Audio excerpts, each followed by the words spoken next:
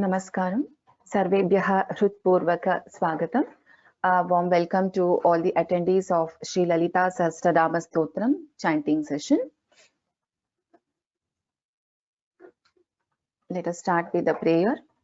Gurureva gatir gurumeva bhaje gurunaiva sahasmi namo gurave na guroh paramam shishurasmi guroh matirasti gurau mama pahi guru.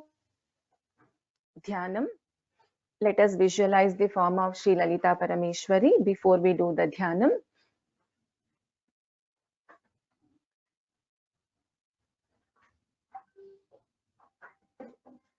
सिन्दूरारुण विग्रहां त्रिनयनां माणिक्यमौलिस्फुरत् तारानायकशेखरां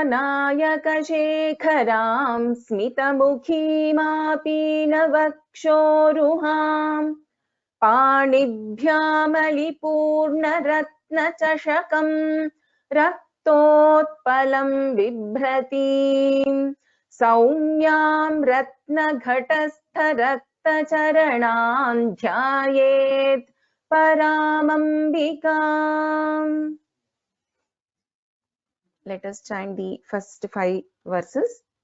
Om Shri Mata Shri Maharagni Shrimat Simhasaneshwari चिदग्निकुण्ड सम्भूता देवकार्य समुद्यता बुद्ध्यद्भानुसहस्राभा चतुर्बाहु समन्विता रागस्वरूप पाषाढ्या क्रोधाकाराङ्कुशोज्ज्वला मनोरूपेक्षुकोदण्डा पञ्चतन्मात्रसायका निजारुणप्रभापूरमज्जद्ब्रह्माण्डमण्डला चम्पकाशोकपुन्नागसौगन्धिकलसत्कचा कुरुविन्दमणिश्रेणी कनत्कोटीरमण्डिता अष्टमी चन्द्रविभ्राजदलिकस्थलशोभिता मुखचन्द्रकलङ्काभमृगनाभिविशेषका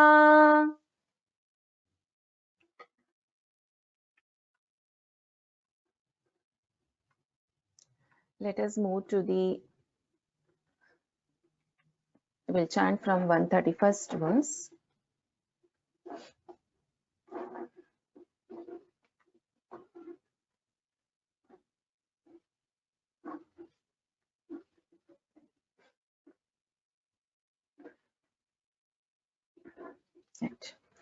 अष्टमूर्तिरजा जैत्री लोकयात्रा विधायिनी एकाकिनी भूमरूपा निर्द्वैताद्वैतवर्जिता अन्नदा वसुधा वृद्धा ब्रह्मात्मैक्यस्वरूपिणी बृहती ब्राह्मणी ब्राह्मी ब्रह्मानन्दा बलिप्रिया भाषारूपा बृहत्सेना भावा भावविवर्जिता सुखाराध्या शुभकरी शोभना सुलभागतिः राजराजेश्वरी राज्यदायिनी राज्यवल्लभा राजत्कृपा राजपीठनिवेशितनिजाश्रिता राज्यलक्ष्मीः कोशनाथा चतुरङ्गबलेश्वरी साम्राज्यदायिनी सत्यसन्धा सागरमेखला दीक्षिता दैत्यशमनी सर्वलोकवशङ्करी सर्वार्थदात्री सावित्री सच्चिदानन्दरूपिणी देशकालापरिच्छिन्ना सर्वगा सर्वमोहिनी Saraswati शास्त्रमयी गुहाम्बा गुह्यरूपिणी. Prithvi, can you chant the next two verses, please? सर्वोपाधि विनिर्मुक्ता सदा शिवपतिव्रता संप्रदायेश्वरी साध्वी गुरुमण्डलरूपिणी कुलोत्तीर्णा भगाराध्या माया मधुमती मही गणाम्बा गुह्यकाराध्या कोमलांगी गुरुप्रिया. Vibha. स्वतन्त्रा सर्वतन्त्रेशी दक्षिणामूर्तिरूपिणी सनकादिसमाराध्या शिवज्ञानप्रदायिनी चित्कलानन्दकलिका प्रेमरूपा प्रियङ्करी नामपारायणप्रीता नन्दिविद्यानटेश्वरी.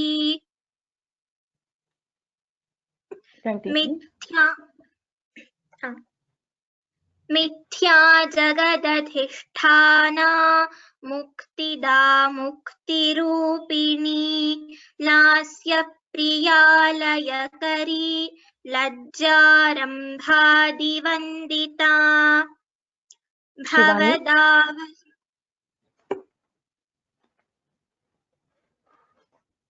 Shivani? Ma'am, श्रूयते वा? श्रूयते. भवदावसुधा वृष्टिः पापारण्यगवानला दौर्भाग्यतूलवातूला जराध्वान्तरविप्रभा भाग्याब्धिचन्द्रिका भक्तचित्तकेकि घना घना रोगपर्वतदम्भोलिर्मृत्युदारुकुठारिका महेश्वरी महाकाली महाग्रासा महाशना अपर्णा चण्डिका चण्डमुण्डा सुरनिषूदिनी क्षराक्षरात्मिका सर्वलोकेशी विश्वधारिणी त्रिवर्गदात्री सुभगा त्र्यम्बका त्रिगुणात्मिका स्वर्गापवर्गदा Shivani, that is it to be taught. Okay, ma'am. Sorry, ma'am. No problem. So, but I think, oh, we finished till 149, is it, yesterday? No, ma'am. 146. Okay. Prithvi, you can continue repeating after me.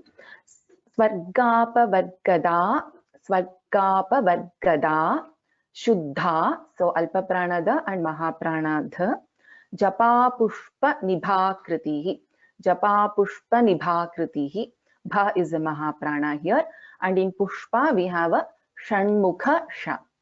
Vojovati Dyutidhara, Dha is a Mahaprana.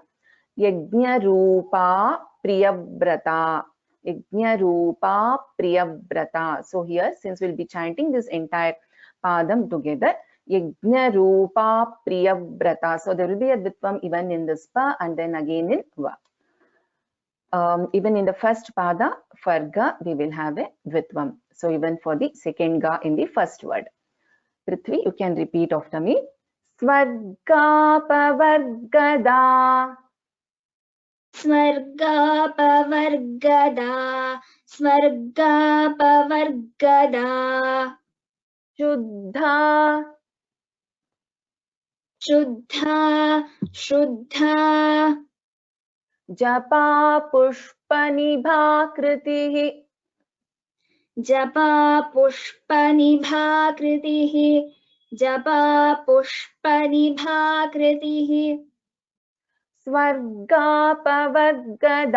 शुद्धा स्वर्गापवर्गदा शुद्धा स्वर्गापवर्गदा शुद्धा जपा पुष्पनिभाकृतिः जपा पुष्पनिभाकृतिः जपा पुष्पनिभाकृतिः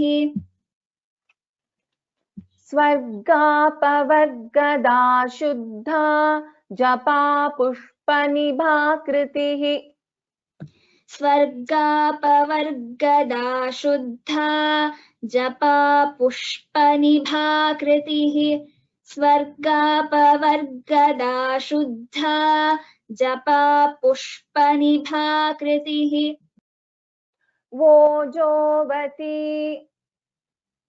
ओजोवती ओजोवती द्युतिधरा द्युतिधरा द्युतिधरा यज्ञरूपा यज्ञरूपा यज्ञरूपा प्रियव्रता प्रियव्रता प्रियव्रता वोजोवती द्युतिधरा ओजोवती द्युतिधरा ओजोवती द्युतिधरा यज्ञरूपा प्रियव्रता यज्ञरूपा प्रियव्रता यज्ञरूपा प्रियव्रता वोजोवती द्युतिधरा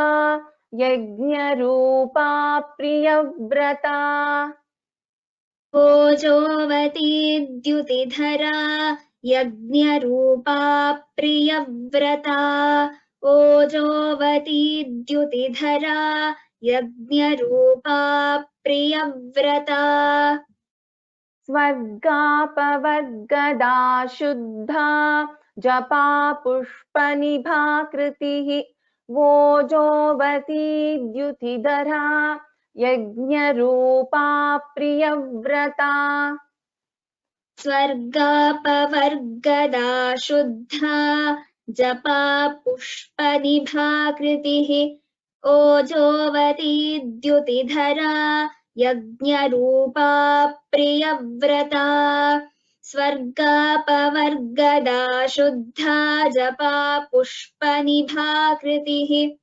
ओजोवती द्युतिधरा यज्ञरूपा Priyabrata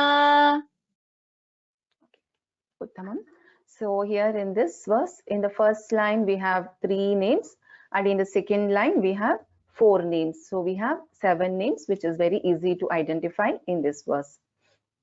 Next one, Duraradhya, Duraradhya. So dha is a Mahaprana. Duradharsha, Duradharsha, Sha, Shanmukha Sha, Patali Kusuma Priya. Patali is Dirgha here. Patali Kusuma Priya.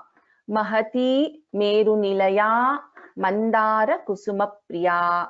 So in all the names in this case, we have the Dirgha. Duraradhya, Duradharsha, Dha is a Mahaprana, Sha, Patali Kusuma Priya, Mahati Meru Nilaya Mandara Kusuma Priya. Vibha. Duraradhya, दुराराध्या दुराराध्या Duradharsha, दुराधर्षा दुराधर्षा Patali Kusuma Priya.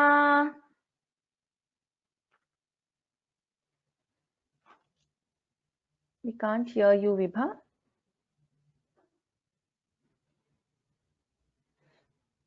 Am I audible?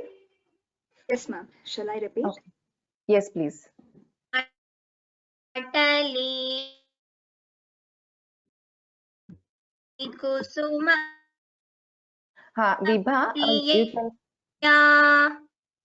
Vibha, you can go on mute. I guess there is a network problem. Prithvi, can you repeat? Yes, ma'am. दुराराध्या दुराधर्षा पाटली कुसुमप्रिया दुराराध्या दुराधर्षा पाटली कुसुमप्रिया. दुराराध्या दुराधर्षा पाटली कुसुमप्रिया. महती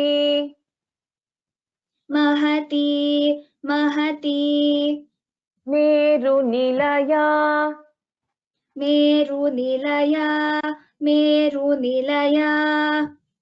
मन्दारकुसुमप्रिया मन्दारकुसुमप्रिया मन्दारकुसुमप्रिया.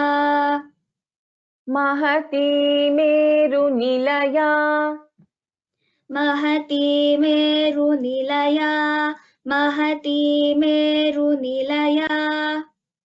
मन्दारकुसुमप्रिया मन्दारकुसुमप्रिया मन्दारकुसुमप्रिया. महती मेरुनिलया मन्दारकुसुमप्रिया महती मेरुनिलया मन्दारकुसुमप्रिया महती मेरुनिलया मन्दारकुसुमप्रिया. दुराराध्या दुराधर्षा पाटली कुसुमप्रिया महती मेरुनिलया मन्दारकुसुमप्रिया दुराराध्या दुराधर्षा पाटली कुसुमप्रिया महती मेरुनिलया मन्दारकुसुमप्रिया. दुराराध्या दुराधर्षा पाटली कुसुमप्रिया महती मेरुनिलया मन्दारकुसुमप्रिया. So in this, again, it is very straightforward. So we have 3 names in the first line of the verse and 3 names in the second line of this verse. So totally 6 names. Veeraradhya, Veeraradhya. So if you notice here, all the letters in this first word is Dikha. Veeraradhya. And dha is a Mahaprana here. Veeraradhya, Viradrupa, Viraja, Vishwato Mukhi. Kha is a Mahaprana. Vishwato Mukhi, Pratyagrupa, Pratyagrupa, Parakasha, Pranada, Pranarupini. Pratyagrupa, Parakasha, Pranada, Pranarupini. So here, since we are going to chant this continuously, we will have a Dvitvam in the Pranarupini Pa. This first letter of Pranarupini. Shivani.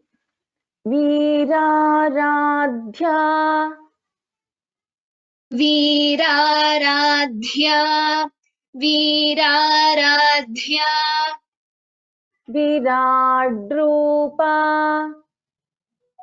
विराड्रूपा विराड्रूपा Viraja, विरजा विरजा Vishwatomukhi, विश्वतोमुखी विश्वतोमुखी Veeraradhya, Viradrupa, वीराराध्या विराड्रूपा वीराराध्या विराड्रूपा विरजा विश्वतो मुखी विरजा विश्वतोमुखी विरजा विश्वतोमुखी वीराराध्या विराड्रूपा विरजा विश्वतो मुखी वीराराध्या विराड्रूपा विरजा विश्वतोमुखी वीराराध्या विराड्रूपा विरजा विश्वतोमुखी प्रत्यग्रूपा प्रत्यग्रूपा प्रत्यग्रूपा पराकाशा पराकाशा पराकाशा प्राणदा प्राणदा प्राणदा प्राणरूपिणी प्राणरूपिणी प्राणरूपिणी So in this first word pratyagrupa, so here we have a dvitvam for this ga, and also for the previous word tha also there is a previous letter tha also. So pratyagrupa it is. And again here as I said after pranada there is dvitvam. Pratyagrupa parakasha प्रत्यग्रूपा पराकाशा प्रत्यग्रूपा पराकाशा प्राणदा प्राणरूपिणी प्राणदा प्राणरूपिणी प्राणदा प्राणरूपिणी प्रत्यग्रूपा पराकाशा प्राणदा प्राणरूपिणी प्रत्यग्रूपा पराकाशा प्राणदा प्राणरूपिणी प्रत्यग्रूपा पराकाशा प्राणदा प्राणरूपिणी वीराराध्या विराड्रूपा विरजा विश्वतो मुखी प्रत्यग्रूपा पराकाशा प्राणदा प्राणरूपिणी वीराराध्या विराड्रूपा विरजा विश्वतोमुखी प्रत्यग्रूपा पराकाशा प्राणदा प्राणरूपिणी वीराराध्या विराड्रूपा विरजा विश्वतोमुखी प्रत्यग्रूपा पराकाशा प्राणदा प्राणरूपिणी Uttamam. So here again it is very easy to identify the names. 4 names in the first line and 4 names in the second line. So it is totally 8 names in this verse. We'll move to the next one. Martanda Bhairava Radhya. So here Dvitvam for the Martanda Bhairava Ra. Actually we'll have a Dvitvam even for Na. And Bha is a Mahaprana and Dha is again a Mahaprana. Martanda Bhairava Radhya Mantrini Nyasta Rajya Dhuhu. Mantrini Nyasta Rajya Dhuhu. So Dha is a Mahaprana and we have a Visarga in the end. Tripureshi Jayatsena, Tripureshi Jayatsena, Nistraigunya Parapara, Nistraigunya Parapara. Prithvi. Martandabhairavaaradhya, मार्ताण्डभैरवाराध्या मार्ताण्डभैरवाराध्या Mantriणी न्यस्तराज्यधूः, मन्त्रिणीन्यस्तराज्यधूः मन्त्रिणीन्यस्तराज्यधूः मार्ताण्डभैरवाराध्या मन्त्रिणी न्यस्तराज्यधूः.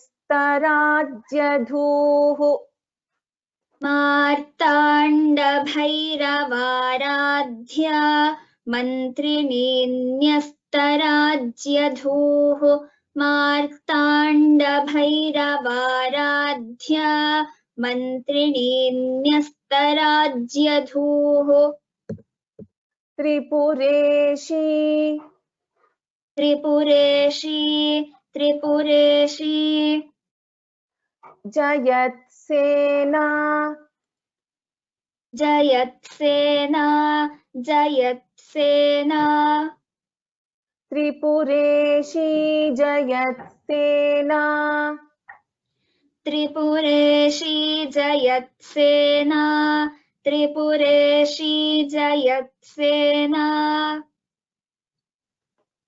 निस्त्रैगुण्या परापरा निस्त्रैगुण्या परापरा निस्त्रैगुण्या परापरा त्रिपुरेशी Jayatsena निस्त्रैगुण्या परापरा त्रिपुरेशी Jayatsena निस्त्रैगुण्या परापरा त्रिपुरेशी Jayatsena निस्त्रैगुण्या परापरा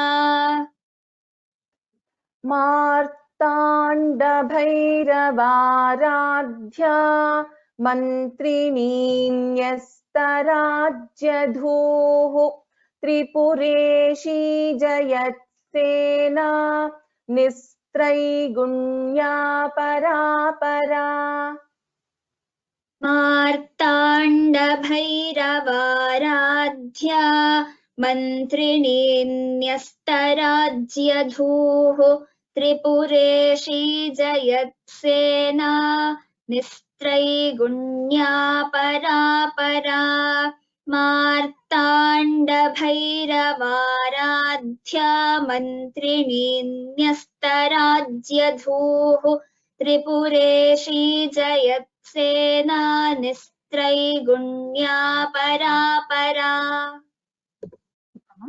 So here Martandabhairavaradhya one name, Mantrini Nyastarajyadhuhu second name, Tripureshi third, Jayatsena fourth, Nistraigunya fifth, and Parapara sixth. So we have 6 names in this verse. So this is the 151st verse. Satyajnananda Rupa. So Satyajnananda Rupa. Ru is a dirgha. Samarasya Parayana. Samarasya Parayana. Kapardini. Kapardini. Kalamala. Kamadhu. Kamarupini. Dh is a Mahaprana. So, Kapardini, Kalamala, Kamadhu, Kamarupini. Vibha. Satyajnanandarupa. Satyajnanandarupa. Satyajnanandarupa. सामरस्य परायणा सामरस्य परायणा सामरस्य परायणा सत्यज्ञानानन्दरूपा सामरस्य परायणा सत्यज्ञानानन्दरूपा सामरस्य परायणा सत्यज्ञानानन्दरूपा सामरस्य परायणा कपर्दिनी कपर्दिनी कपर्दिनी कलामाला कलामाला कलामाला कामधुक् कामधुक् कामधुक् कामरूपिणी कामरूपिणी कामरूपिणी कपर्दिनी कलामाला कपर्दिनी कलामाला कपर्दिनी कलामाला कामधुक् कामरूपिणी कामधुक् कामरूपिणी कामधुक् कामरूपिणी कपर्दिनी कलामाला कामधुक् कामरूपिणी कपर्दिनी कलामाला कामधुक् कामरूपिणी कपर्दिनी कलामाला कामधुक् कामरूपिणी सत्यज्ञानानन्दरूपा सामरस्य परायणा कपर्दिनी कलामाला कामधुक् कामरूपिणी सत्यज्ञानानन्दरूपा सामरस्य परायणा कपर्दिनी कलामाला कामधुक् कामरूपिणी सत्यज्ञानानन्दरूपा सामरस्य परायणा कपर्दिनी कलामाला कामधुक् कामरूपिणी. Right. So we have 2 names in the first line and 4 names in the second line. Totally we have 6 names in this particular verse. Let's move to the next one. Kalanidhihi. Kalanidhihi. Dha is a Mahaprana. And then we have a Visarga here, which we have to notice. There's one extra word which has come. Okay. So, Kalanidhihi, Dha and Visarga. Then we have Kavya Kala. Kavya Kala. So, first is after this Visarga, we have Ka, which means Jehva Muliya. Right? So, Kalanidhih Kavya Kala. So, this will sound as Kalanidhih Kavya Kala. So, in Kavya, so Va, there is a Dvitvam. So, for Va, Kavya Kala. Then Rasagnya, Rasa Shevadhihi. Dha is a Mahaprana and again we have a Visarga in the end. Rasa Shevadhihi. This is a Shankara Sha. Pushta, Pushta Sha, Shanmukha Sha. And then we have an Alpa Prana Ta here.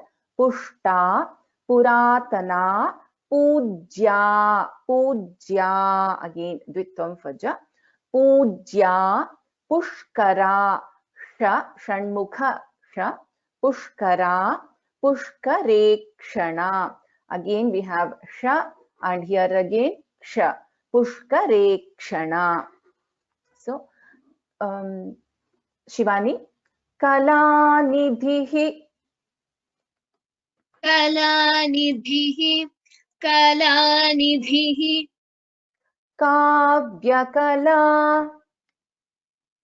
काव्यकला काव्यकला रसज्ञा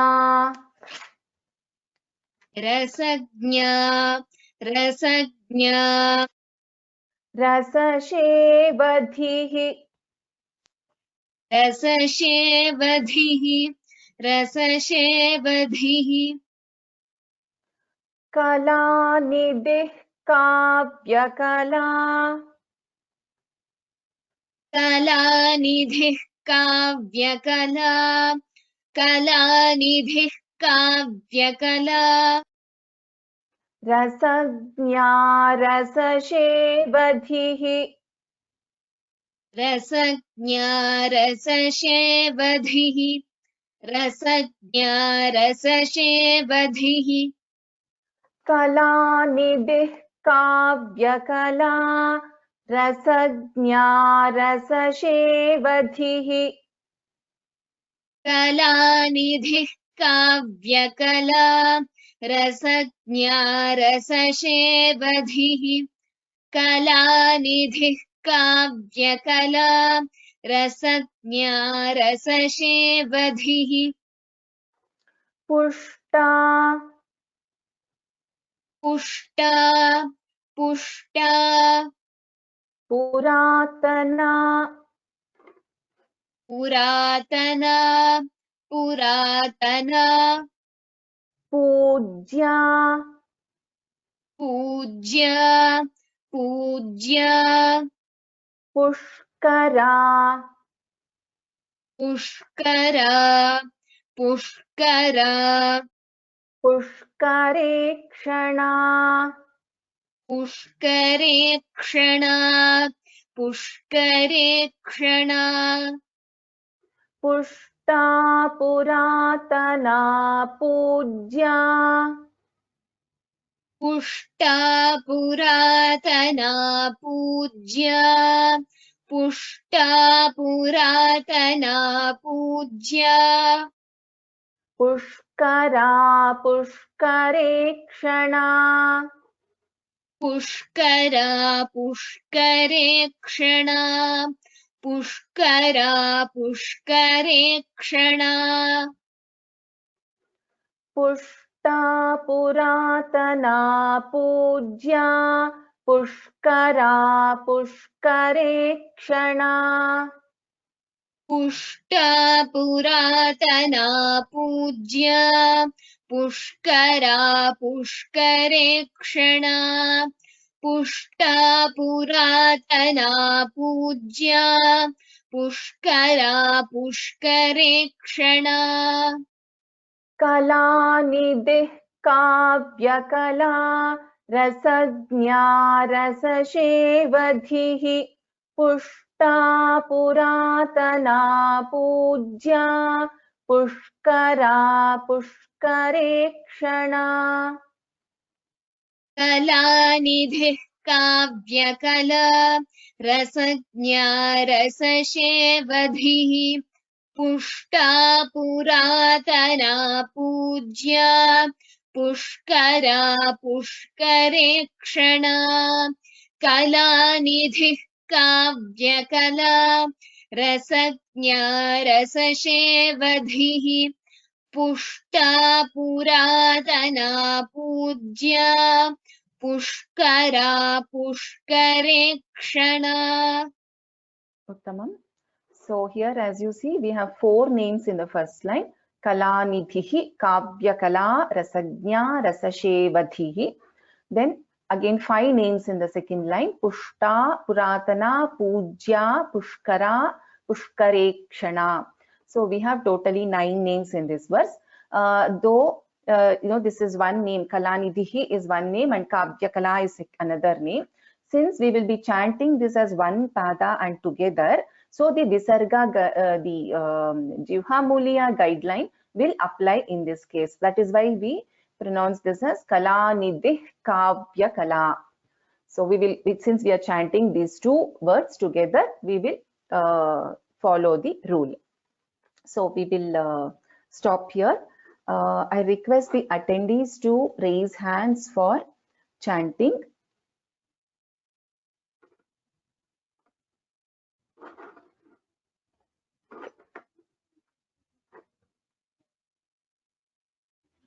So I'll go back to yesterday's. We'll start from 138 verse. KVS Iyer Mahodaya, I have unmuted you. Namaste. Namaste. Sarvopari vinirmukta Sadashiva Pativrata Sampradayeswari Madhvi Sattvi Guru Mandala Rupini. Dhanyavadaha Mahodaya. Thank you. Shubha Bhagini, have unmuted you.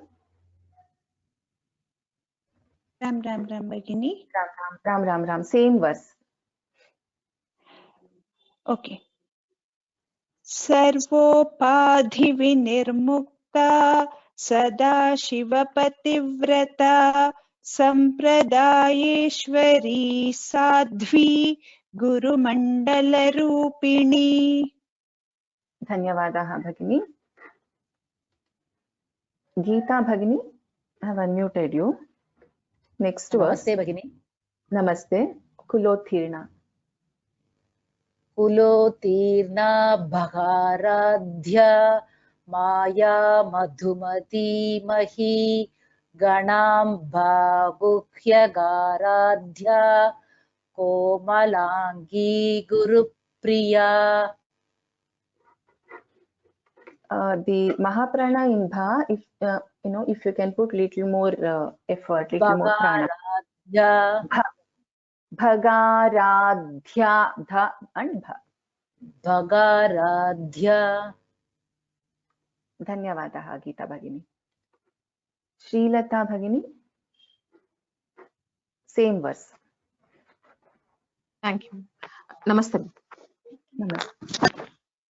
Kulotirna bhagaradhya maya madhumati mahi ganamba guhyakaradhya komalangi gurupriya. Uttamam. Just this first word in the second line. Can you chant this one? I spelled it wrong, I suppose. I told Gunamba, isn't it? It is Ganamba. Okay, sorry, ma'am. No. 1 second. You chanted it as ga only, but only thing is you should chant this as na. It is not na, Na. it is na. Yes. Na. What happens is sometimes because of regional language influences, some letters will be different in some languages, right? So this is na. Ta, tha, da, dha, na. Ganamba. Ganamba. Ganamba. Okay. Na. Thank you. Okay. Dhanyavada. Thank you. Sharada, have unmuted you. Sharada Bhagini, you are on self-mute. Okay, I'll move to the... Okay, yeah. Yes, it is Sharada Bhagini. Namaste Guruji. Namaste. Swatantra sarvatantreshi Dakshinamurti Rupini Sanagadi Samaradhya Sivanyana Pradayini. So I'll teach once, you can repeat after me. Swatantra sarvatantreshi. Swatantra sarvatantreshi. Swatantra. Sorry. No problem. Dakshinamurti Rupini. Dakshinamurti Rupini. Sanakadi Samaradhya. Sanakadi Samaradhya. So here we have a Mahaprana Dha. Okay. सनकादिसमाराध्या सनकादिसमाराध्य Yeah, so this you have to take care to put more effort here. It is a Mahaprana. Shiva Jnana Pradayini. Shiva ज्ञान प्रदायिनी. Dhanyavadah. Recite the whole thing. Oh, you can. Yes. Okay. स्वतंत्रा सर्वतंत्रेशी दक्षिणामूर्तिरूपिणी सनगादि समाराध्या शिवज्ञानप्रदायिनी. Okay. So two places where you have to give attention is, one is it is Sanakadi. So there is no Didgha in this case. So Sanakadi Samaradhya is one. And this Ka, I don't know if I am hearing it that way. It is sounding like Ga to me. So it should be Sanakadi Ka. It is not Ga, it is Ka. Okay. Dhanyavadaha, Sharad. Urmila Bhagini, I have unmuted you. Same verse. Okay, thank you. Swatantra sarvatantreshi dakshinamurti rupini sanakadi samaradhya shivajnana pradayini. You chanted well, Bhagini. In this first line, in the second pada, Dakshinamurti Rupini. So there is a Dvitvam Fatta. And in the second line, you chanted everything properly except this Sha sounded like Sa to me. Sometimes it happens due to, again, as I said in the previous case, due to regional language influences. This is Shankara Sha, Shiva Sha. So Shiva Jnana Pradayini. Okay? Okay, I'll chant one more time then. Yes, please.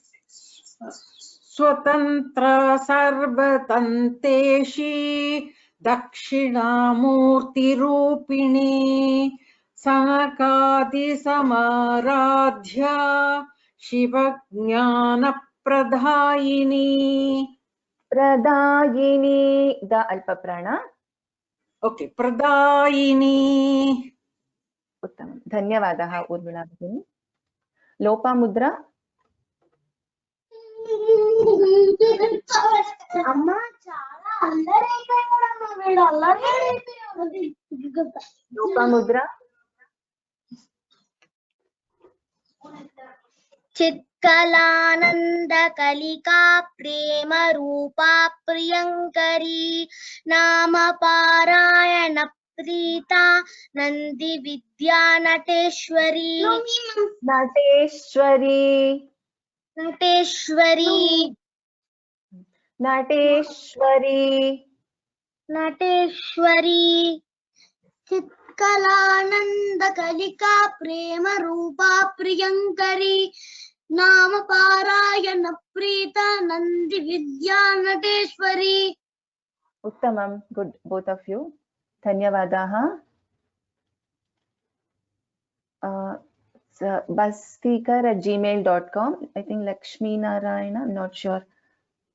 I have unmuted you, Mahodaya. Bastikar@gmail.com. Yes. You can chant. Yeah, you can chant Mithya Jagadarishthana. जगदधिष्ठाना मुक्तिदा मुक्तिरूपिणी लास्य प्रिया लयकरी लज्जारंभादिवंदिता. Uttamam Mahodaya. Dhanyavadaha. Padmanabhan Mahodaya. I have unmuted you. You can chant the next verse. Padmanabhan Mahodaya. It says Raji.gre8. Yes. Ram Bhini.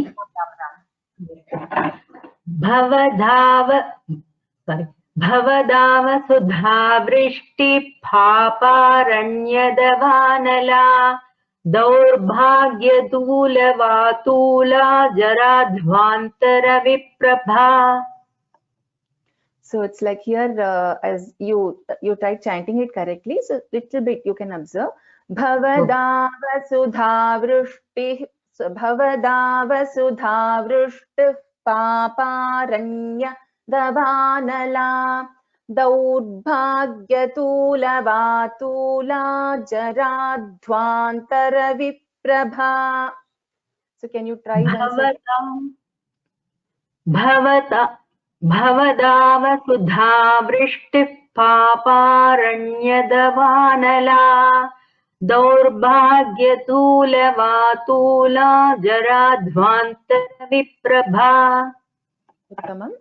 So this is in general for everyone. So here that air, you know, that about how the way we pronounce vrushtih papa, so that should be heard clearly. Lalita Bhagini, I've unmuted you. Ram Ram Ram. You can try this. भाग्याभिचन्द्रिका भक्तचित्तकेकि घना घना रोगपर्वतदम्भोलिर्मृत्युदारुकुठारिका. Uttamam Bhagini, Dhanyavadaha. Geeta Vinod.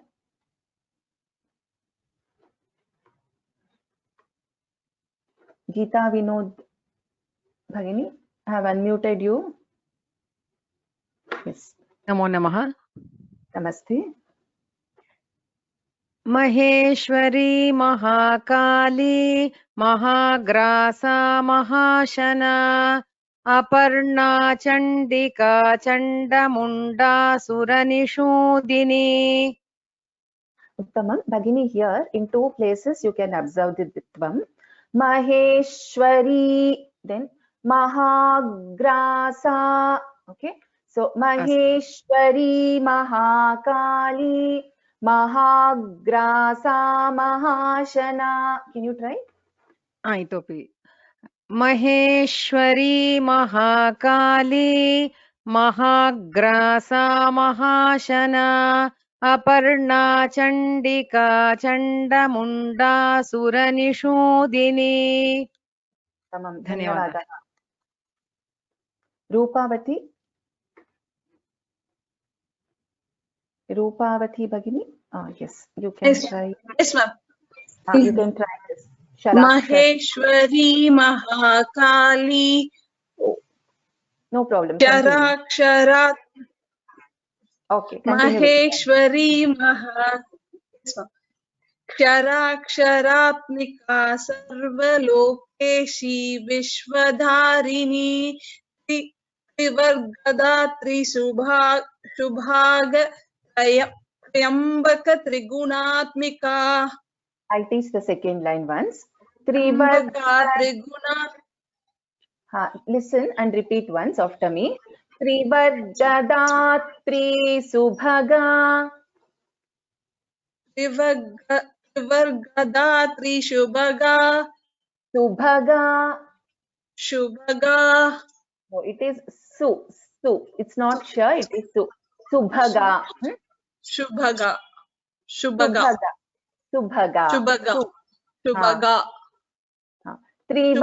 Trivargadatri. Trivargadatri Subhaga. Trivargadatri. 1 minute.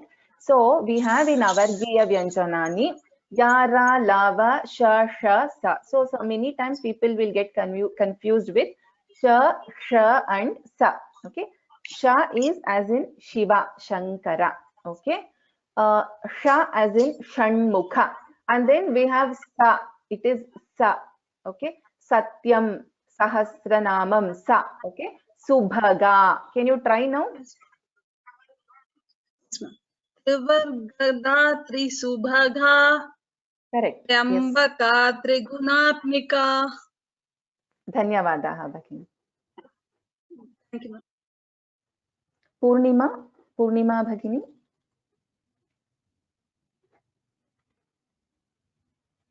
Have unmuted you.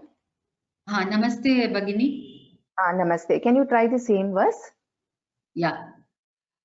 क्षराक्षरात्मिका सर्वलोकेशी विश्वधारिणी त्रिवर्गदात्री सुभगा त्र्यम्बका त्रिगुणात्मिका. So if possible, try to chant with little less pause in between, like Ksharatmika Sarpalokeshi Vishwadharini Trivargadatri Subhaga Triambaka Trigunatmika. So you chanted it correctly name by name, but it was correct, but try little bit fast. Yeah, try, please try. Okay. क्षराक्षरात्मिका सर्वलोकेशी विश्वधारिणी त्रिवर्गदात्री सुभगा त्र्यम्बका त्रिगुणात्मिका. उत्तमं. धन्यवादाः भगिनी. धन्यवादः. Anita भगिनी, I have unmuted you. Anita, I can't see. Okay, there is. Yes, ma'am. Ram. Ram. Can you try? 147. Swarga pavargada shuddha jaba pushpa nibhakritihi ojovati tyuduthara yajna rupa priyavrata. Yes, ma'am. Swarga pavargada.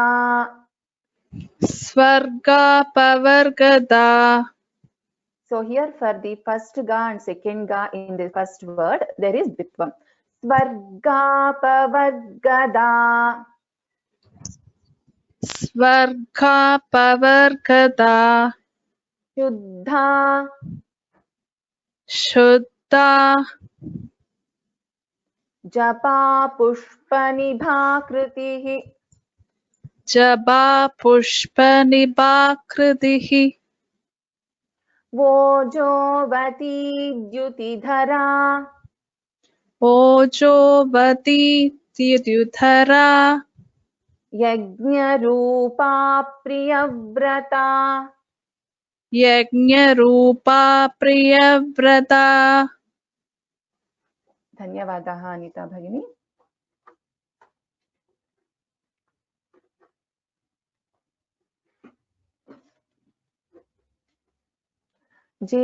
Sai Sirisha, can you try the same verse? Yes, ma'am. Varga pavargada shuddha japa pushpanibhakritihi ojavati dyutidhara yajna rupa priyavrata. Shirisha, I'll repeat, you repeat after me, okay? Varga pavargada shuddha. Varga pavargada shuddha. Japa pushpanibhakritihi. Jaba pushpanibhakritihi. Ojovati dyutidhara. Ojovati dyutidhara. Ojovati dyutidhara. Ojovati dyutidhara. Yajna rupa priyavrata. Yajna rupa priyavrata. Okay, last person for the day. Anne Mary. Namaste. Namaste. Can you try it? Yes. Duraradhya duradharsha patali kusuma priya mahati meru nilaya mandara kusuma priya. So two places we have to observe. One is Duraradhya. Duraradhya. Duraradhya. Duraradhya. So this is Ra is Dirgha, and then we have Dha Mahaprana and Ya Dirgha again, okay? Dura, this Ra is Dirgha, Dura, Yeah. then again Ra Dirgha, and then we have Dha here, and then Ya Dirgha. And in this Dha, there will be a Dvitvam. I'll repeat once. Duraradhya. Duraradhya. Correct, okay? Then in the last word, okay?